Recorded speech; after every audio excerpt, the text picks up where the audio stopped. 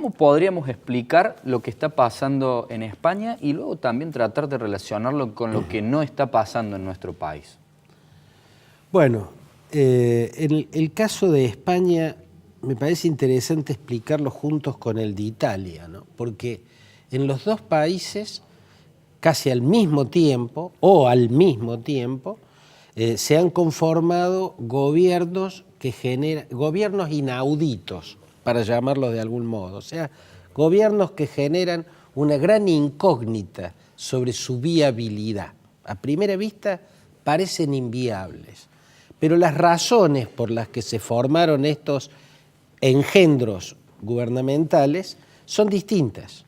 Yo diría que Italia es un caso típico en el cual el ajuste en la economía no tuvo éxito. Es un caso más, por lo menos no tuvo éxito en hacerse sentir en el bienestar de los ciudadanos. Entonces se allana el camino al discurso de los demagogos.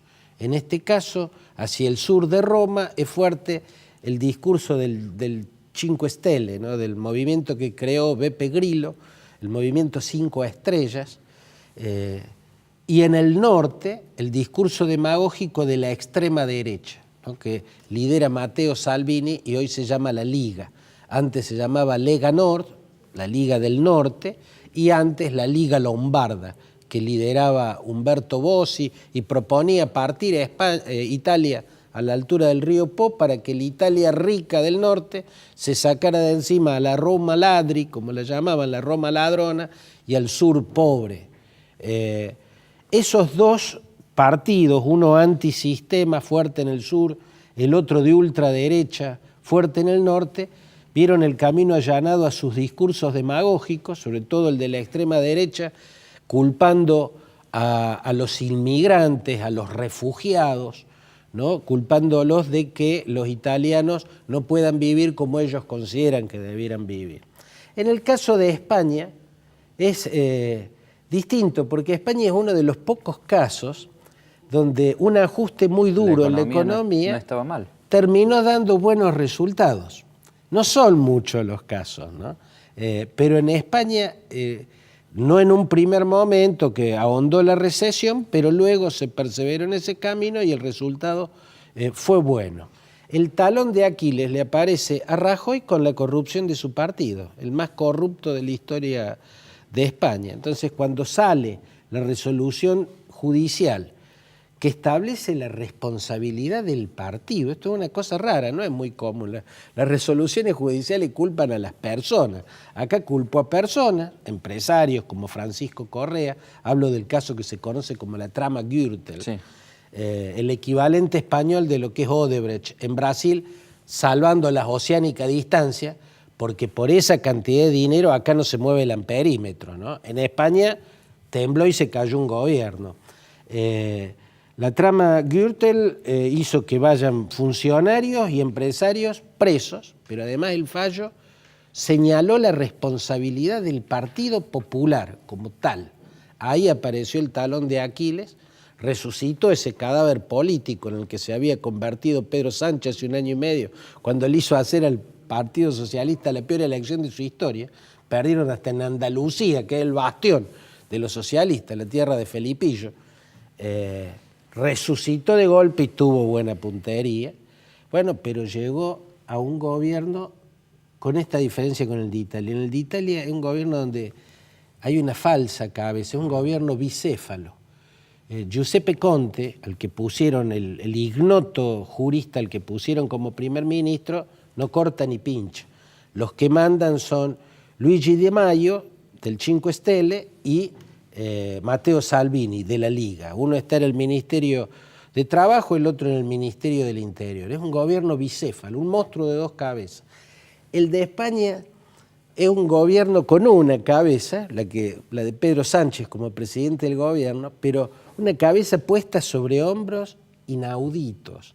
Partidos separatistas, el PDeCAT y Esquerra Republicana de Cataluña, y el Euskal Herria Bildu, que es un partido que es un remanente del Herri Batasuna, que fue el brazo político de la ETA, ¿no?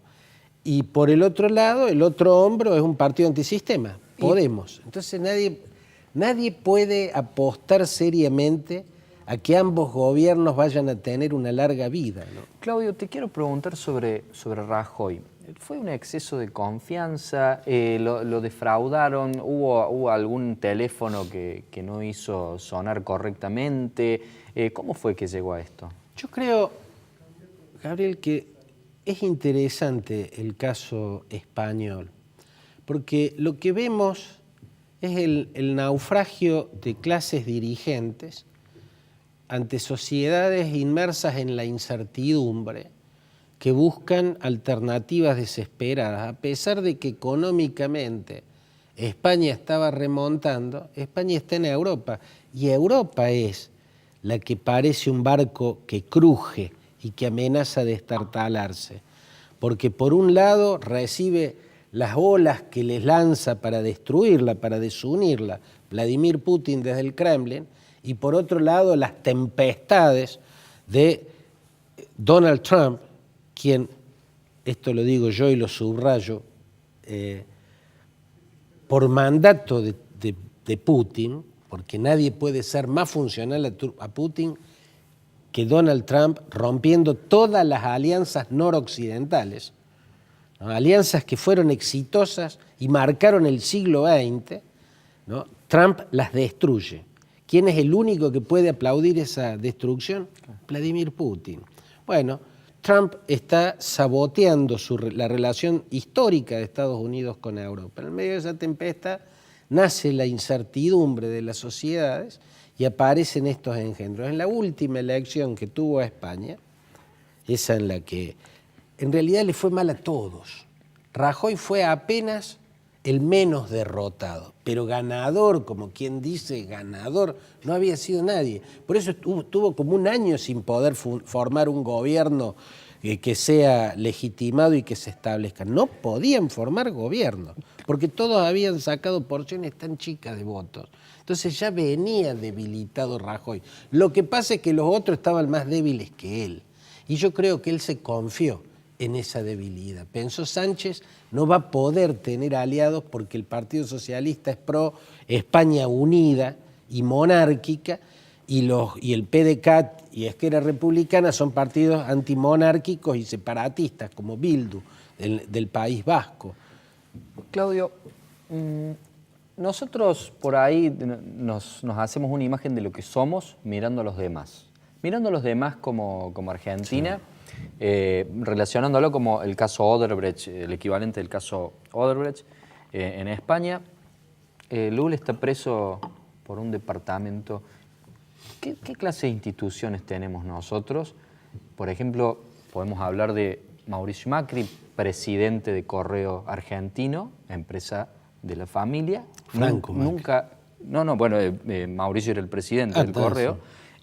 Y nunca pagaron el canon, por ejemplo. Se calcula que son 70.000 millones que deben. Oscar Aguad queriendo venir a perdonar la deuda. ¿Qué clase de instituciones tenemos en comparación a tener a Lula preso por un departamento? Y se puede poner miles de ejemplos que no es que escandalizarían a un ciudadano escandinavo, a un uruguayo lo escandalizaría.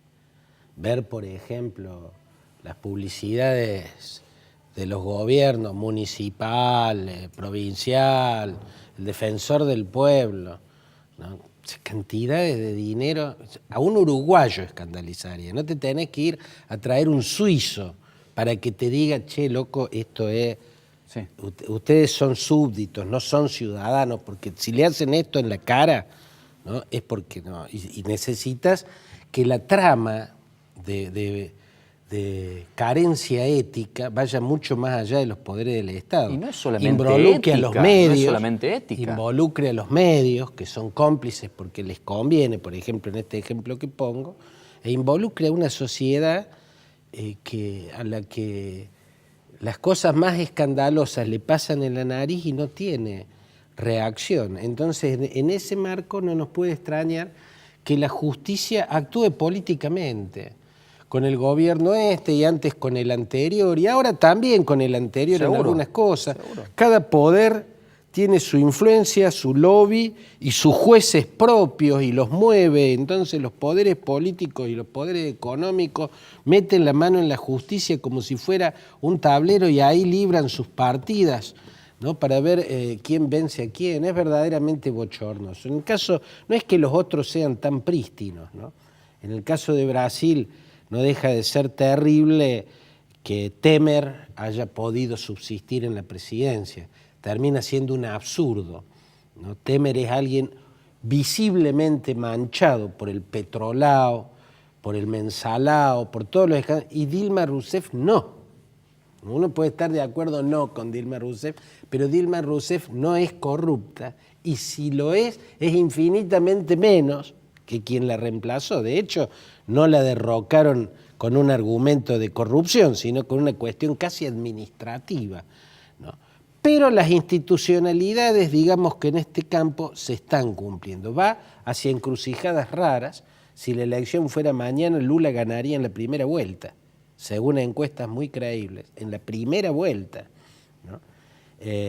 Y no deja de ser una pregunta válida, si amerita estar preso por un caso como el departamento, que es una dádiva, no es un soborno, es una dádiva, porque si Lula hubiera sido corrupto, hubiera cobrado océanos de dinero. Exacto. O sea, los favores que se suponen, lo que había ahí es una trama de corrupción que lo antecede a Lula y que Lula en todo caso no cortó, incluso que manejó y puso a favor de su partido. Ahora convengamos, si hubiera cortado la trama de corrupción preexistente, no hubiera podido terminar su mandato, lo hubieran volteado como la voltearon a Dilma Rousseff, precisamente por no querer frenar a los jueces del Lavallato. Vos recién lo comparaste con lo de España, Claudio. Yo te pediría que más o menos expliques de qué se trata, los por qué, y después ya pasamos a la situación de nuestro país.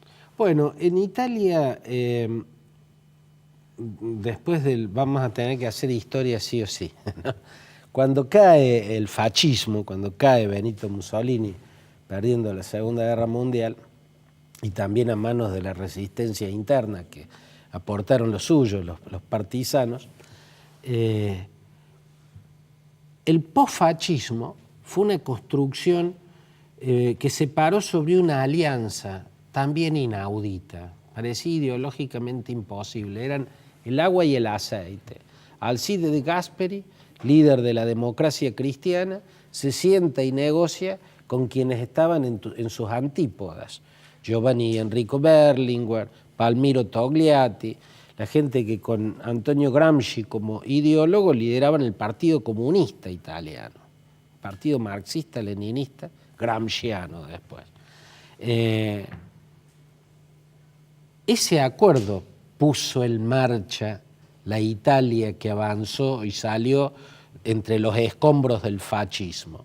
Luego se va a conformar, porque esa primera etapa llega a un punto en el que termina, y para poder gobernar sin el apoyo del Partido Comunista, la democracia cristiana forma una gran coalición que incluye todo aquello que no fuera comunista, una coalición que iba desde la derecha hasta la izquierda. Y encabezaba la democracia cristiana de Alcide de Gasperi, ya por entonces lo tendría de líder a Giulio Andreotti, o principal figura, Francesco Cosi, había muchas grandes figuras, ¿no?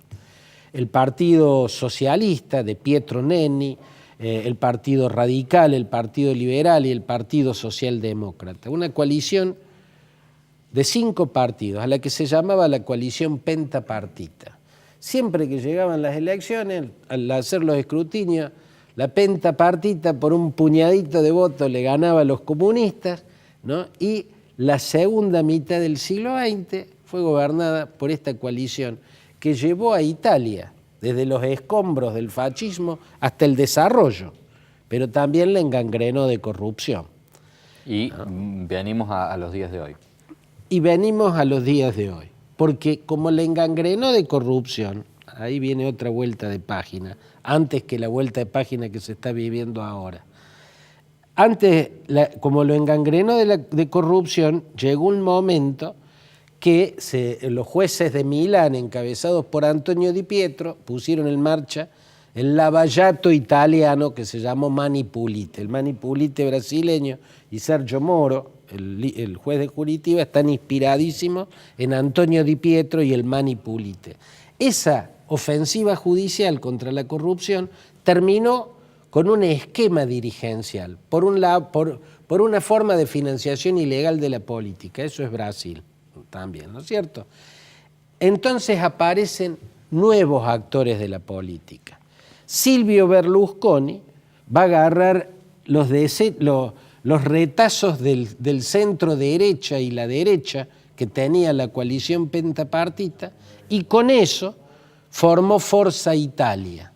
Después la aliaba con la Liga Lombarda de Umberto Bossi y con los post-fascistas, ¿no? y competía en las elecciones. Y por el lado de la centroizquierda, Romano Prodi y los post-comunistas formaron la alianza El Olivo, tuvo distintos nombres.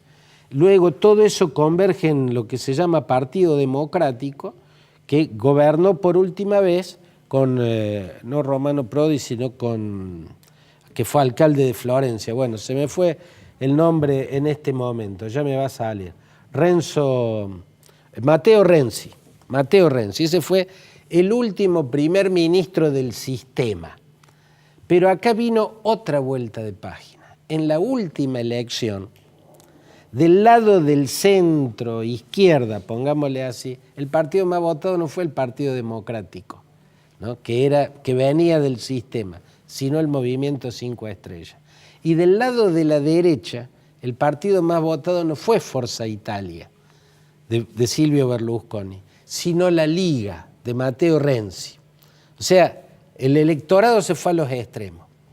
Tanto Forza Italia como el Partido Democrático están alineados con Europa, predican la continuidad de Italia en la eurozona, mantener como moneda italiana el euro, mantenerse alineados con Alemania y con Francia, en síntesis con Bruselas. Bueno, han sido desbancados por los que proponen salir del euro, recuperar la lira, romper con la campaña de Matteo Renzi, de Salvini, de Matteo Salvini, era que Italia deje de ser colonia de Alemania. Y la alianza que hoy gobierna, entre los puntos de su plataforma, claramente proponía la alineación de Italia con Rusia, con la Rusia de Vladimir Putin. Claudio, vos... Así de novedoso está el escenario italiano. Yo quisiera pasar a nuestro país, tomando dos cosas que dijiste. Por un lado, el país engangrenado en corrupción, típico argentino, y por el otro lado, la dispersión del electorado hacia los extremos. En una situación de corrida cambiaria, en una situación de que nadie sabe lo que va a pasar la semana que viene, porque la mayoría de los analistas económicos daban un dólar en diciembre de 20,50 sí. Y lo tenemos prácticamente en 26 ahora. El gobierno insistía con que en estas épocas iba a ser de un dígito la inflación. Prometieron un 15 para este año, estamos cerca de alcanzar el 15, pronostican un 30 ahora. ¿Qué puede pasar con nuestro país? Bueno, imposible de hacer futurología, pero ¿cómo se puede analizar desde, aunque sea la política internacional? ¿Cómo nos ven desde afuera? Yo diría que depende de lo que pase por la cabeza de Macri. Macri puede entender o no que la corrida del dólar implicó una vuelta de página. Eso es clave.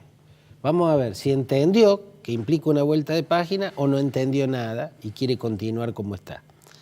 Si entendió que es una vuelta de página, él tiene que saber entonces que la gente ya no cree en su discurso. ¿Cómo era su discurso? Un discurso sin profundidad, sin medular, pintura, no profundo, más vale superficial, donde la cuestión principal era irradiar un optimismo, una vibración optimista.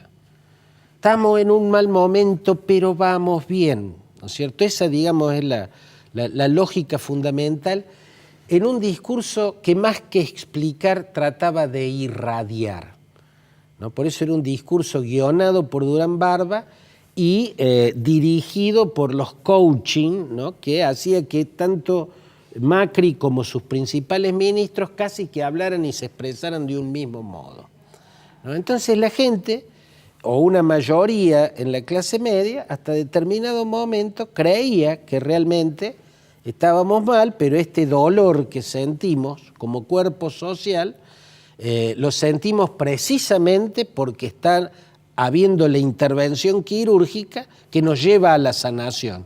Entonces, hasta disfrutemos de este dolor.